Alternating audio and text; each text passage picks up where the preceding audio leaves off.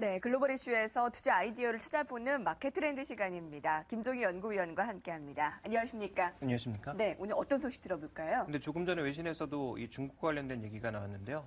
중국이 최근 경제 지표가 좋아지고 있지 않습니까? 그와 관련돼서 어떠한 종목군들을 좀 봐야 되는지 살펴보도록 하겠습니다. 특히 7월과 8월 중국의 제조업 경기가 확장되어 있다라는 소식이 전해지면서 경제 지표를 통해서 중국 경제에 대한 관심이 다시 증가되고 있는데요. 실제로 중국 경제가 과연 어느 정도의 회복세를 보이고 있다라고 볼 수 있습니까? 현재 지금 서베이 지표를 중심으로 빠르게 개선되는 모습, 또 일부 투자 지표나 소비 지표가 개선되는 모습을 나타내고 있죠. 그런데 이제 좀 잘 보셔야 될 것은 과연 이 성장이 과거 대비해서 강한 것인가에 대한 판단이 필요할 것 같습니다. 과거처럼 두 자릿수 성장이 가능하다든지 이런 부분들에 대한 점검이 필요한데요.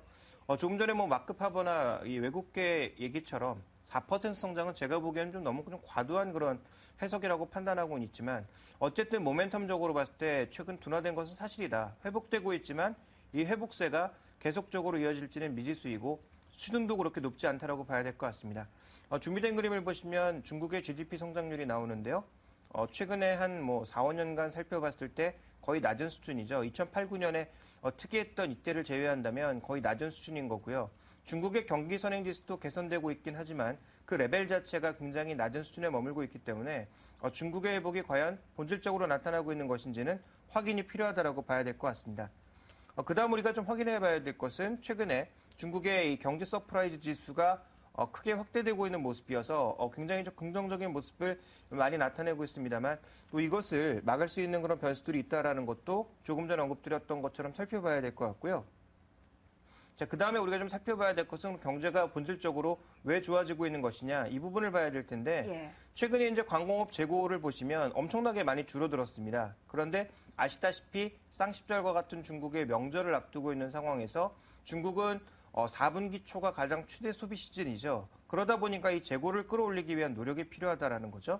그러다 보니까 최근 원자재도 많이 사들이고 있는 모습이고 이런 재고 축적 과정에서 일부 제조업 지표가 개선되고 있는 것이다라고 봐야 될 것 같고요. 현재 고정 투자도 일부 개선되는 모습, 또 유통 통화도 일부 개선되는 모습을 보이면서 이제 긍정적인 신호가 일부 나타나고는 있지만 이런 긍정적인 신호가 추세적으로 중국 경제를 빠른 속도로 밀어올릴 정도의 동력은 아닌 것으로 판단해 볼 수 있기 때문에 최근 중국 경제에 대해서는 여전히 좀 불안한 시각이 나타나고 있다라고 좀 봐야 될 것 같습니다. 결론적으로 본다면 3분기에는 10월 달 소비 시즌을 염두에 둔 강력한 흐름이 나타날 수 있겠지만 이것은 계절적인 요인을 제외했을 경우에 본질적인 상승은 아닐 거다. 그 외 다른 변수들도 점검해 봐야 되겠다. 이렇게 판단해 볼 수 있습니다.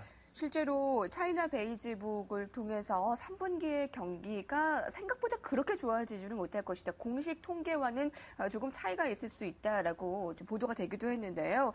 그렇다면 중국 경제의 부담 요인들은 있을 텐데요. 네, 가장 이제 중요한 부담 요소는 중국이 지금 우려하는 것, 리커창이 지금 우려하고 있는 것은 중국의 그림자 금융과 같은 금융적인 부분 아니겠습니까? 그러니까 실물 쪽에서 과잉 투자된 부분들이 너무 많다.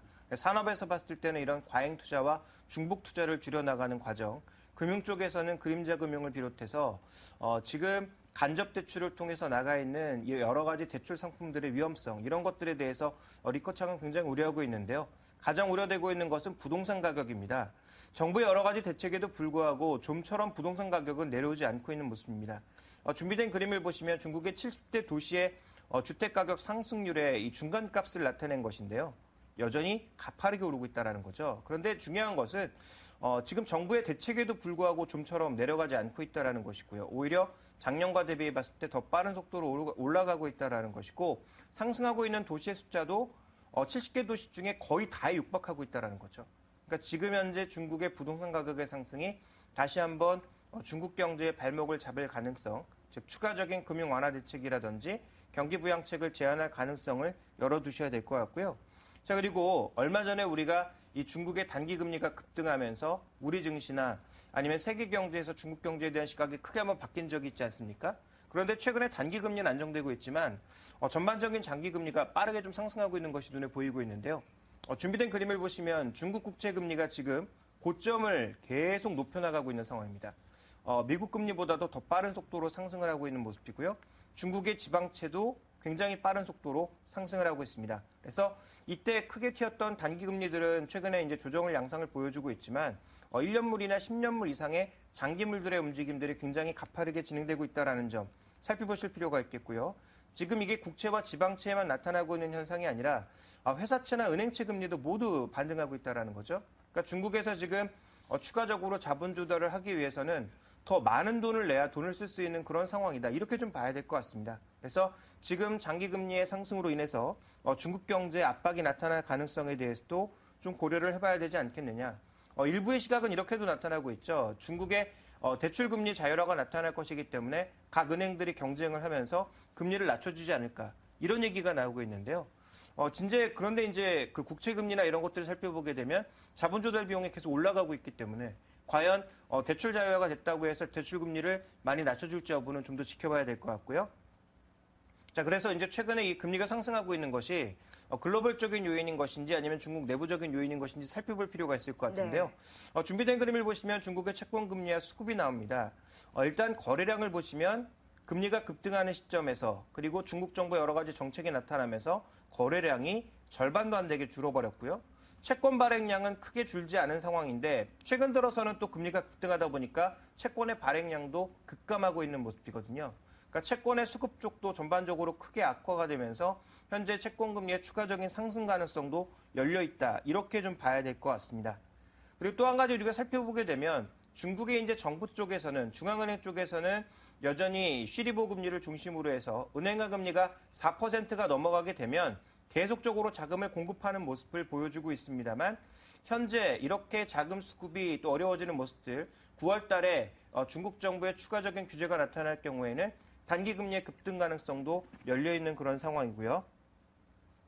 또 하나 우리가 좀 살펴봐야 될 것은 이렇게 금리가 올라갔던 구간을 살펴보게 되면 전반적으로 금리의 상승 구간에는 중간에 중국의 이제 생산 지표들, 산업 생산이라든지 고정 투자가 모두 내려가는 모습들을 과거에도 보여왔기 때문에 이번에 급등하고 있는 이 전반적인 금리의 상승 요인이 최근에 이제 그나마 회복세를 보여주고 있는 고정자산 투자라든지 아니면 산업 생산 같은 것들도 다시 위축시킬 수 있지 않을까 이런 우려를 좀 할 수 있는 국면입니다. 그래서 현재 지금 부동산 가격의 지속적인 상승으로 인한 금융 규제 가능성이 여전히 열려 있다는 점 그리고 최근에 장기 국채 금리의 급등으로 인한 부담이 중국 경제에 나타날 가능성이 있다는 점도 현재 구간에서는 잘 살펴봐야 될 것 같습니다.